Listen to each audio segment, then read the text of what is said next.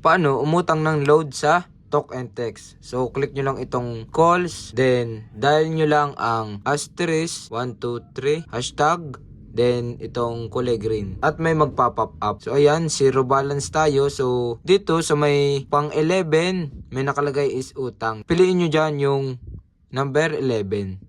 Then, click nyo yung send button. At dito, may nakalagay, send instructions. Kulang sa load, mag-utang na load. Para malaman ang mga pwedeng iutang, kailangan i-check ang iyong top-ups, tenure, at existing na utang. So, piliin nyo itong number 1, continue, then click uli. At dito, ayan na yung mga nakalagay, mga pwedeng iutang na load.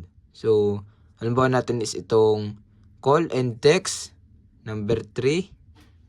Then send. At yan, piliin nyo itong number 1. At ayan na yung ating uutangin. Umutang ng 5 all net text 1 day. So 5 pesos daw siya will be deducted sa iyong next reload. So ayan, piliin nyo ulit itong number 1, continue. Then yan, thank you. A text confirmation will be sent shortly. Discover more promos in the smart app. Get more points to redeem free promos. So pumasok na yung ating load. Punta lang tayo sa may message kung pumasok nga. Then ayan, TNT. So nakalagay, your TNT card will be deactivated in 48 hours. Add regular load now to continue enjoying our promos and services.